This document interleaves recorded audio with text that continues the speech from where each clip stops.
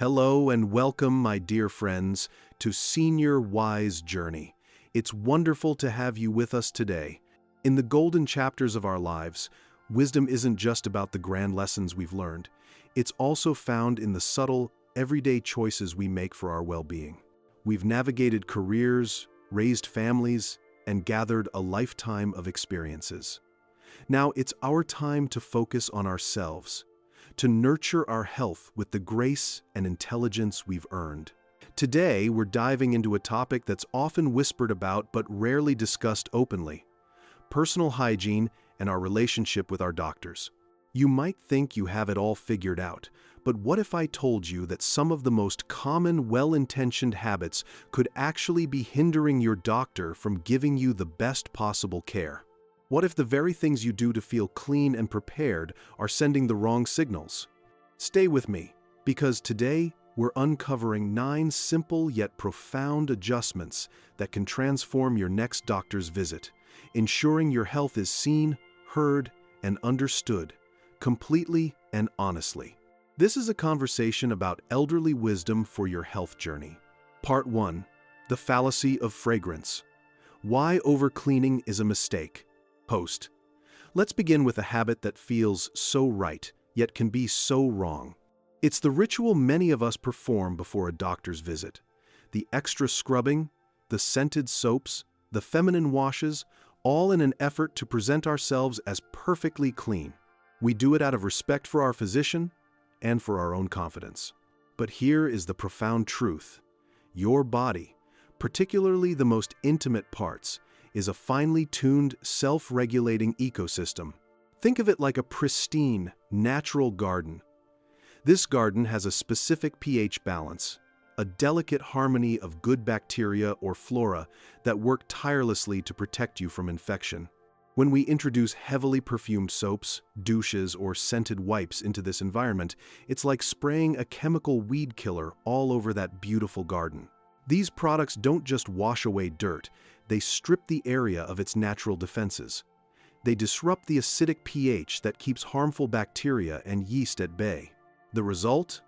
You might walk into your appointment feeling fresh, but internally, you may have inadvertently created the perfect conditions for issues like bacterial vaginosis, BV, or a yeast infection.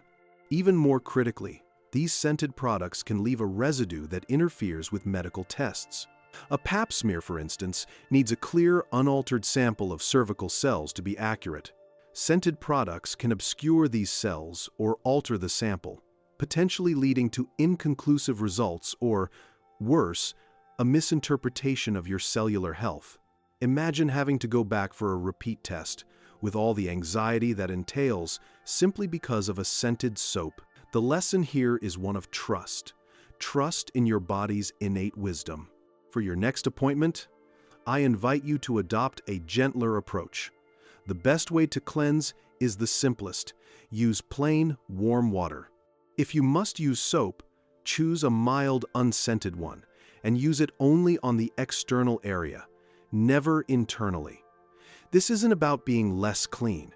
It's about being wisely clean. It's about honoring the natural, brilliant design of your body. This single shift is a cornerstone of senior health tips that empowers both you and your doctor. It allows them to see your body's true state of health, without the confusing static of artificial fragrances, ensuring you receive the most accurate and effective care. This is a vital step in your life health after 60-second. Part 2. The Comfort of Cotton, Rethinking Your Undergarments. Host. Now, let's talk about something we wear every single day. Something so fundamental we rarely give it a second thought. Our underwear.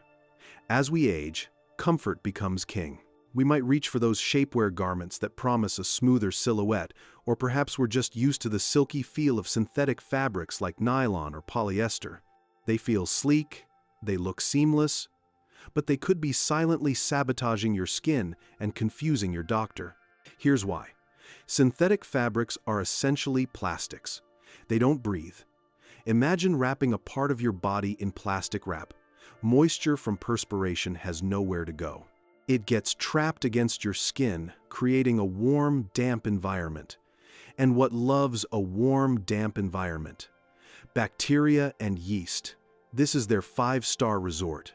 Wearing tight, non-breathable underwear, especially for extended periods, can lead to chronic skin irritation, chafing, rashes, and even recurrent infections.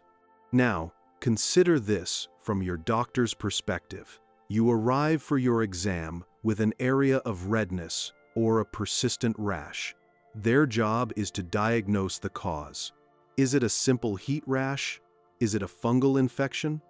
Or could it be something more serious, like contact dermatitis or even a symptom of an underlying condition that affects the skin? Your choice of underwear introduces a variable that complicates the diagnosis. The doctor might prescribe a cream for a fungal infection when the root cause is simply the fabric you're wearing. This isn't just inefficient, it delays finding the real solution and can lead to unnecessary medication. The wisdom here lies in choosing materials that work with your body, not against it. The hero of this story is a humble, timeless fabric: cotton. 100% cotton is breathable.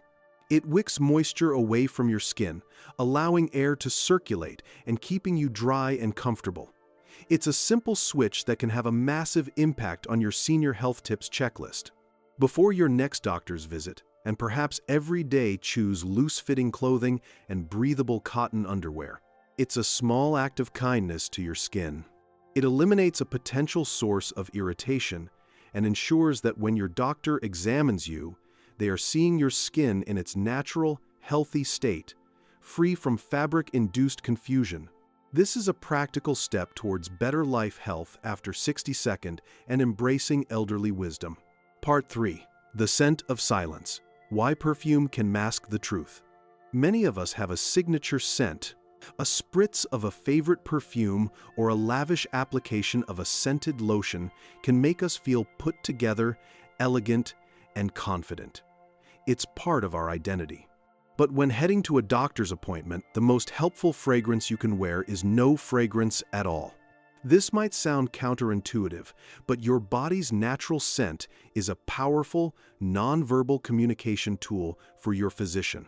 Our bodies produce odors for a reason, and these smells can be incredibly valuable diagnostic clues. They are part of your unique health signature. For example, a sweet, fruity odor on the breath can be a sign of diabetic ketoacidosis, a serious complication of diabetes. An ammonia-like smell could indicate kidney issues as the body struggles to filter waste. A fishy body odor might signal a metabolic condition called trimethylaminuria. These are subtle but critical clues that a doctor is trained to detect. When you mask these natural signals with a cloud of perfume or a strongly scented lotion, you are essentially erasing a page of your health story before the doctor even has a chance to read it. Furthermore, we must consider the clinical environment itself. Medical offices and hospitals are shared spaces. You, your doctor, the nurses, and other patients are all breathing the same air. Many people have sensitivities, allergies, or respiratory conditions like asthma that can be severely triggered by strong fragrances. What feels like a pleasant scent to you could cause a headache, nausea, or even a breathing difficulty for someone else in the waiting room or the examination room. It's a matter of consideration and creating a safe, neutral environment for everyone. Embracing this piece of elderly wisdom doesn't mean neglecting your hygiene. It simply means being more intentional. For your appointment, it's perfectly fine and recommended to use a light, unscented deodorant. The goal is to manage perspiration odor without introducing a powerful, distracting scent. Think of it as presenting a clean, blank canvas to your doctor. By skipping the heavy perfumes and lotions for that one day, you are offering them an unfiltered, honest look at your overall health. You are allowing them to use all their senses to provide the best care. It's a small sacrifice that speaks volumes about your commitment to your own life health after 60-second, making it a key senior health tips for every wise individual on their senior wise journey. Part 4.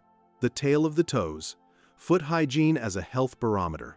Host, let's travel down to a part of the body we often overlook: Tuck away in socks and shoes, and perhaps only think about when it's time for a pedicure. Our feet.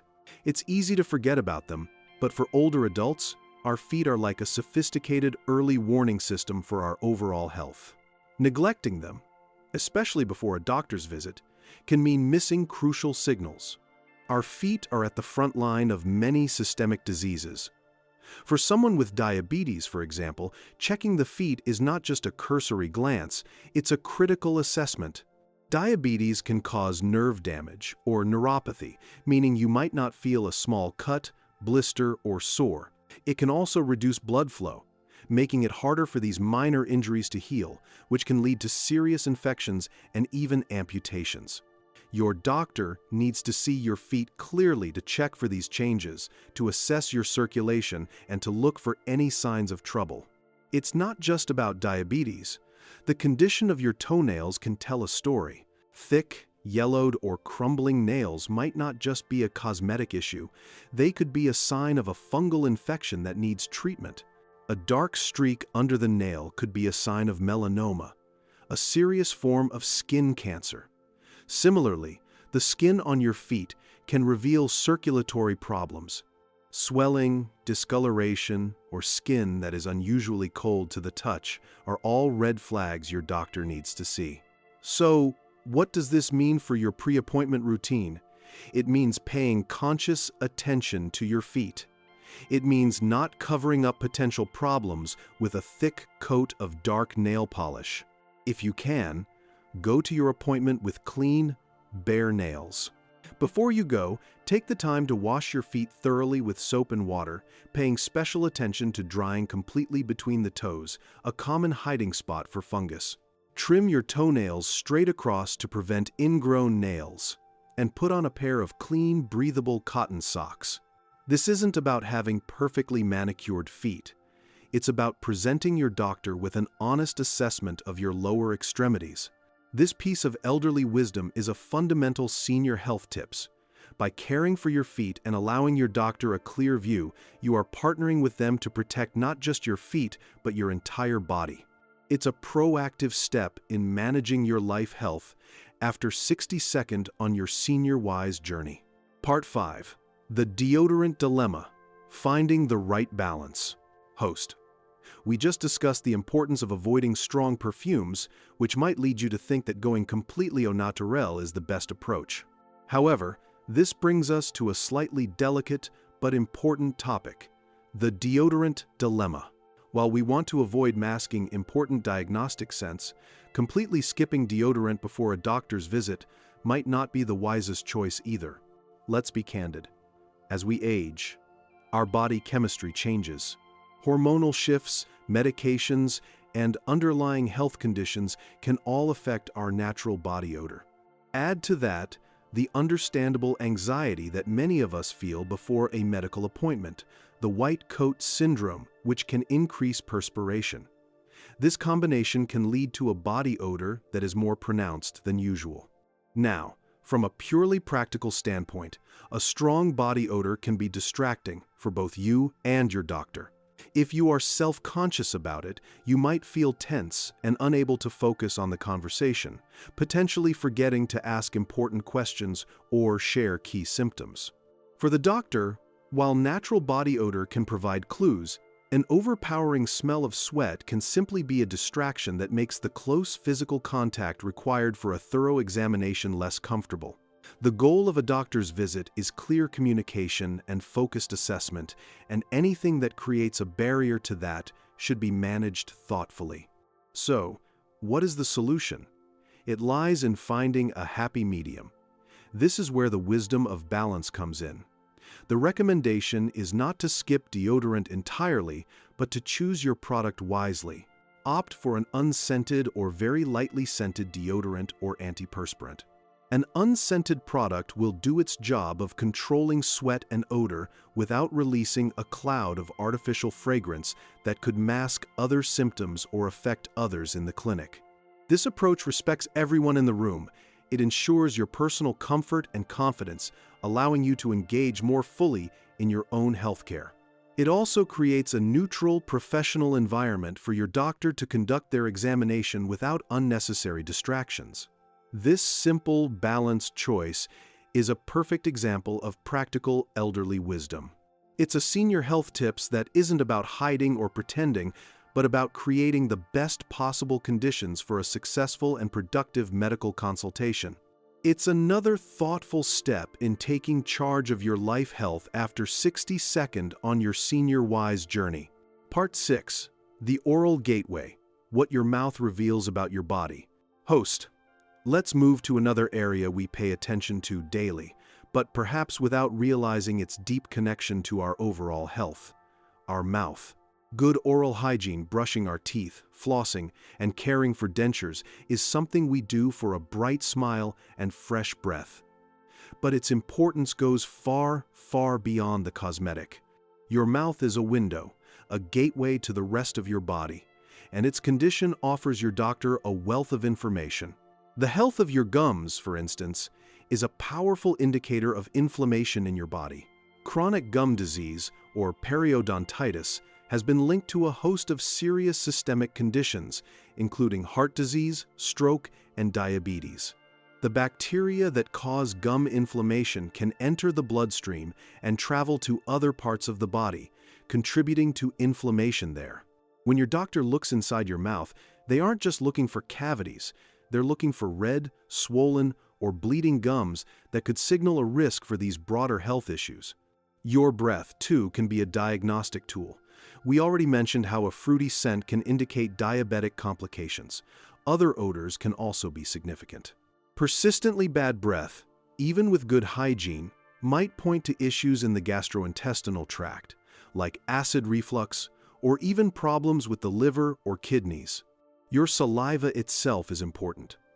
A dry mouth can be a side effect of many common medications, but it can also be a symptom of conditions like Sjogren's syndrome. Therefore, your pre-appointment routine should absolutely include diligent oral care. Brush your teeth thoroughly for 2 minutes. Floss between your teeth to remove plaque and food particles that your brush can't reach. If you wear dentures, remove them and clean them properly with a denture brush and cleanser. Be sure to also gently brush your gums, tongue, and the roof of your mouth. However, the goal here isn't to scrub away every trace of a problem right before you walk in. If you have an area that has been bleeding, a sore that won't heal, or persistent bad breath, these are not things to hide. These are things to point out to your doctor. Good hygiene prepares the canvas, making it easier for your doctor to spot the real issues. It's about presenting a clean, well-cared-for mouth so that any abnormalities stand out clearly. This is elderly wisdom in action, understanding that caring for your mouth is a critical part of caring for your entire body and a key senior health tips for your life health after 60-second. Part 7. The Powder Problem, the Hidden Dangers of Talc. Host. For generations, powder, especially talcum powder, has been a staple in many hygiene routines.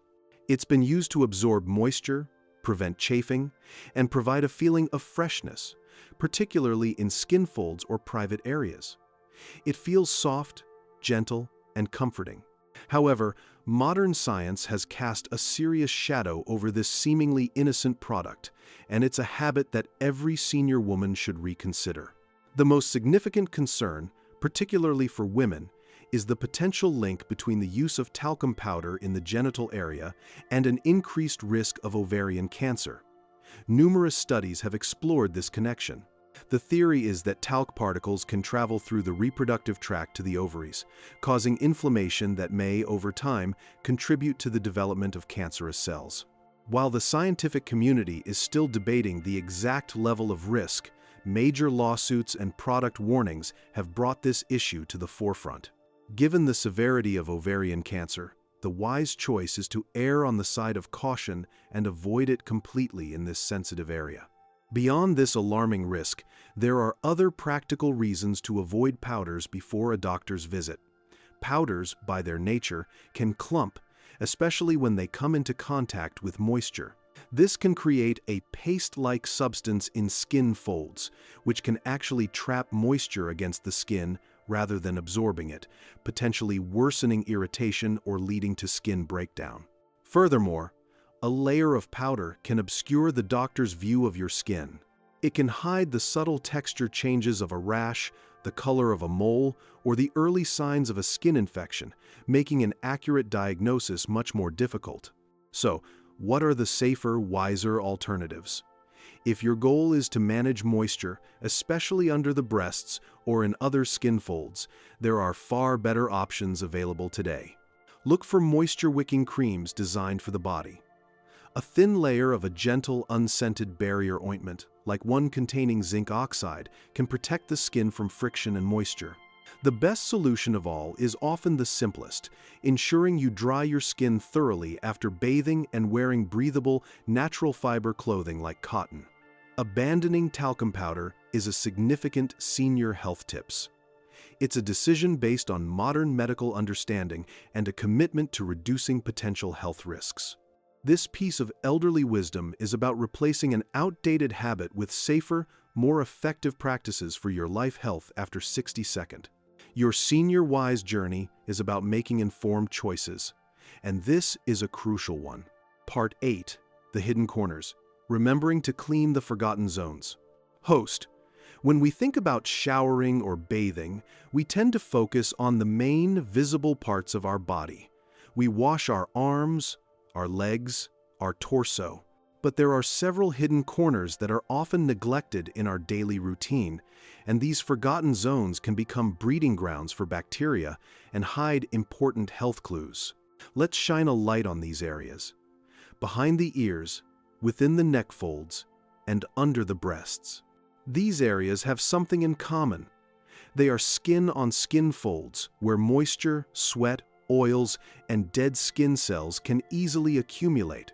They are often warm and have less air circulation, creating the perfect environment for irritation and infection. Over time, this buildup can lead to unpleasant odors, redness, rawness, and even painful fungal or bacterial infections, a condition known as intertrigo. When you go for a doctor's visit, a thorough physician will often check these very spots. Why? Because they are common trouble areas, but also because they are places where skin cancer, like basal cell or squamous cell carcinoma, can develop unnoticed. If these areas are not clean, it becomes difficult for a doctor to distinguish between simple irritation from poor hygiene and something more serious. A patch of red, scaly skin could be a simple rash, or it could be an early-stage skin cancer. A clean surface allows for a much more accurate assessment. Making a conscious effort to clean these zones is a simple but powerful upgrade to your hygiene routine. When you are in the shower, don't just let the water run over you. Take a soft washcloth with a small amount of mild soap and gently cleanse behind each ear. If you have folds in your neck, gently lift the skin to clean underneath. And it is absolutely essential to lift the breasts and carefully wash, and just as importantly, thoroughly dry the skin underneath. Pat the area dry with a soft towel. Don't rub, as friction can cause more irritation. This isn't about vigorous scrubbing. It's about gentle, mindful attention. It's about recognizing that every inch of your skin deserves care. By incorporating this into your daily routine, you not only improve your personal comfort and reduce the risk of infections, but you also become a better partner in your own health care. This is a practical senior health tips that empowers your doctor to do their best work. It reflects the thoroughness and care that defines elderly wisdom and is a key part of maintaining your life health after 60-second. Part 9. The mask of makeup, letting your true skin show. Host. Our final point is for those of us who enjoy wearing makeup. A little foundation, a touch of concealer, it can even out our skin tone, boost our confidence, and make us feel ready to face the day. It can feel like an essential part of being presentable, especially for an important appointment. However, when that appointment is with your doctor, the most beautiful face you can present is your own, clean and makeup-free. Your skin is the largest organ of your body, and its appearance can reveal an incredible amount about what's happening on the inside. A heavy layer of foundation and concealer acts like a mask, obscuring the very clues your doctor needs to see. For example, a yellowish tint to the skin, known as jaundice, could indicate liver problems. A pale, almost washed-out complexion might be a sign of anemia. A subtle bluish tint around the lips or on the nail beds could signal circulatory or respiratory issues. These are all vital signs that are completely hidden under makeup. Beyond skin tone, makeup can cover changes in texture or specific spots.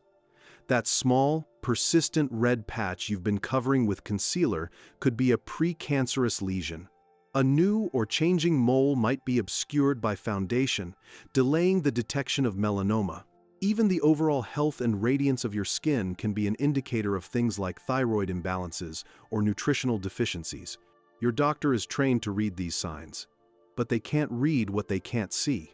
Of course, this doesn't mean you must feel exposed or uncomfortable. If you feel you absolutely cannot go without anything, the key is minimalism. Perhaps a little mascara or a touch of lipstick is fine, as they don't cover large areas of skin. But it is highly recommended to skip the foundation, the powder, and the concealer. Choosing to go to your doctor with a fresh, clean face is an act of vulnerability, but it is also an act of profound self-care and wisdom. It says, "I am here to be seen, fully and honestly, for the sake of my health." It allows your doctor to perform a complete and thorough assessment, ensuring that nothing is missed. This final senior health tips completes our circle of wise hygiene. It's a testament to your confidence and your commitment to your health journey, a defining characteristic of elderly wisdom and essential for your life health after 62nd on your senior wise journey. And there we have it, 9 simple yet powerful shifts in our pre-appointment routine. As you can see, the wisest path to health is often the simplest and most honest one. It's about working with our bodies, not against them. It's about removing the barriers, the scents, the fabrics, the powders, the makeup that can stand between us and a clear diagnosis. This is the essence of elderly wisdom, using our life experience to make smarter, more intentional choices for our well-being. Your health is your most precious asset, and you are your own best advocate. By presenting your truest self to your doctor, you empower them to be the best possible partner on your health journey. Thank you for joining me on Senior Wise Journey today. If you found this conversation helpful and believe it could benefit others, please give this video a like, share it with your friends and family, and most importantly, subscribe to our channel for more conversations about living our best lives after 60. Your journey is wise, and you are not alone. Be well, and we'll see you next time.